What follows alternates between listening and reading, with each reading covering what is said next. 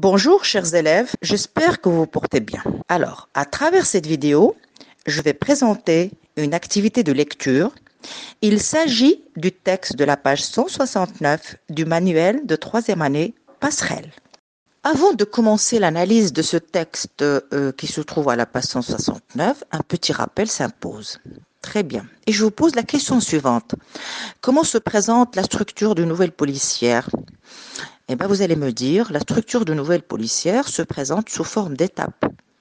Alors, quelles sont les étapes de la nouvelle policière que nous avons déjà vues ensemble? Alors, vous allez me dire la situation initiale, l'élément perturbateur et les péripéties.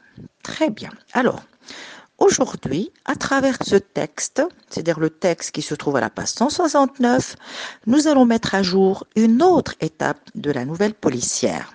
Très bien. Alors maintenant, prenez votre livre à la page 169 et observez attentivement la totalité de la page. Bien. Et on passe tout de suite, bien sûr, à cette appréhension globale. Donc, on va découvrir les composantes de tout le texte. Très bien. Alors, quelles sont les composantes de ce texte? Vous allez me dire le titre. Très bien. Quel est l'intitulé de titre? Quels sont les mots qui composent le titre? Vous allez me répondre en me disant La nuit des vampires. Alors, qui est l'auteur? L'auteur, c'est Johann Eltsch. Quelle est la source? Vous allez me dire La nuit des vampires. Alors, maintenant, si vous mettez en relation, bien sûr, le titre, La nuit des vampires, la source et le nom de l'auteur, quelle est la remarque que vous pouvez faire? Eh bien, tout simplement, vous allez me dire, le texte que nous allons analyser aujourd'hui, c'est la suite, bien sûr, des textes que nous avons déjà analysés en lecture du même auteur et de la même nouvelle policière. Très bien. Alors, maintenant, on va dégager une autre composante. Alors, quelle est l'autre composante? Eh bien, l'image. Alors, que représente l'image? Eh bien, l'image représente une personne menottée. Alors, maintenant, regardons, observons le texte qui est aussi une autre composante. Alors, comment est présenté ce texte? Eh bien sûr, il est présenté sous forme de paragraphe. Alors, donc, il n'est pas très long, il est moyennement lent. Et qu'est-ce qui attire votre attention dans le texte? Eh bien, c'est la présence du dialogue. Très bien, il y a des dialogues. Alors, et on va découvrir tout à l'heure quelle est l'utilité, bien sûr, de ce dialogue. Bien. Alors, maintenant, essayez de mettre en relation, bien sûr, ce que nous avons analysé par rapport aux composantes, le titre, la source, bien sûr, le texte qui est pas très long, où il y a un dialogue et l'image qui représente une personne menottée. Et vous allez prendre un petit bout de papier sur votre cahier d'exercice et vous allez vous-même essayer de former des hypothèses pour savoir de quoi pourrait-il s'agir dans ce texte. D'accord? Alors, après avoir bien sûr formulé quelques hypothèses et après les avoir notées sur votre cahier d'exercice ou sur une feuille, vous allez lire le texte des yeux. Donc, il va s'agir d'une lecture silencieuse. D'accord? Alors, une fois que vous aurez lu le texte, qu'est-ce que vous allez faire?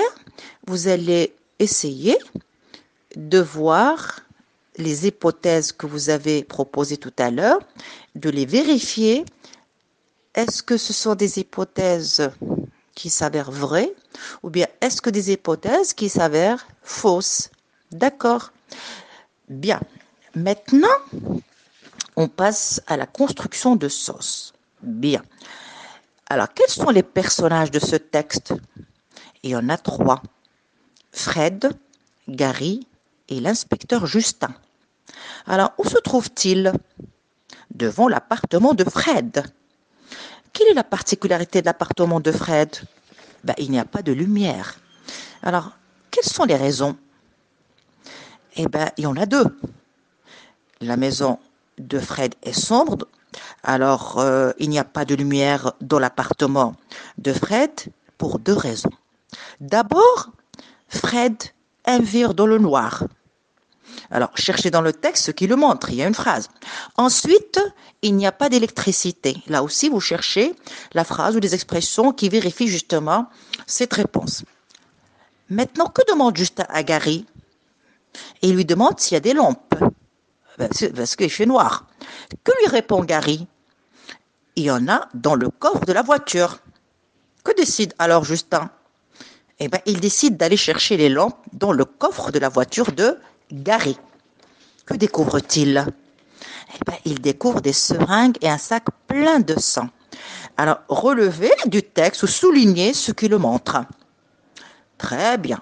Comment réagit-il face à cette découverte? Quelle était sa réaction? Eh bien, il retourne voir Fred.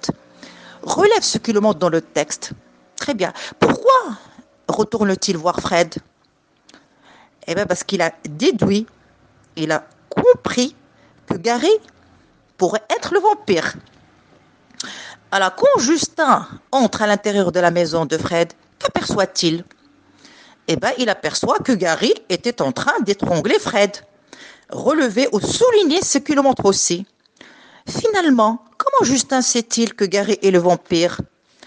Eh bien, Gary avoue être le vampire. Qu'est-ce qu'il le montre dans le texte? Eh bien, la phrase suivante. Il a dit « Oui, j'adore le sang ». Que fait alors Gary? Il se jette sur Justin. Et comment Justin se défend-il? Il allume la lampe, il la dirige vers les yeux de Gary. Eh bien, relève du texte ce qui le montre. Comment réagit Gary? Il est paralysé. Que fait Justin? Il le menotte et appelle la police. D'accord? Comment Gary vidait ses victimes de leur sang? Eh bien, il les vidait à l'aide des seringues, d'où la présence des seringues dans sa voiture. Pour quelle raison? Eh bien, tout simplement pour mettre les policiers sur une fausse piste. Eh bien, relevez ce qui le montre dans le texte. Quel est le sort de Gary? Eh bien, il est condamné à 25 ans de prison. Alors, comment se termine, bien sûr, cette nouvelle? Eh bien, elle se termine par l'arrestation de Fred et sa condamnation à 25 ans de prison. Alors, si on se réfère à la structure de la nouvelle policière, donc à quelle étape correspond cette dernière information, c'est-à-dire l'arrestation de Fred et sa condamnation? Eh bien, cette étape correspond à la situation finale. Alors, comment vous paraît cette fin? Eh bien, c'est une fin inattendue. Alors, quelle relation entretient Gary avec Fred et Justin? Eh bien, ce sont des collègues de travail. Ils travaillent dans le même endroit. Ce sont tous des policiers. Est-ce que vous, lecteurs, vous attendez à ce que le vampire soit l'un des policiers? Non. Alors, comment vous paraît cette fin? Eh bien, c'est une fin inattendue. Donc, à quelle étape correspond cette fin? Si on se réfère à la structure de la nouvelle policière, eh ben, elle correspond à la chute. Donc, il s'agit d'une chute. Alors, donc, qu'est-ce qu'on peut retenir comme synthèse? Donc, Justin découvre que Gary est le vampire. Il est condamné à 25 ans de prison. Et bien sûr, Justin découvre que Gary est le vampire qui est aussi son collègue. D'accord? Alors, et voilà, on a terminé, bien sûr, la nouvelle policière. Alors, la nouvelle, en général, que ce soit fantastique ou policière ou autre, elle se termine toujours par une chute. Alors, qu'est-ce qu'une chute? C'est une fin à laquelle on ne s'attendait pas. Ça s'appelle la chute. Très bien. Voilà, notre cours d'aujourd'hui sur l'activité de lecture est terminé. Donc, à la prochaine. Au revoir.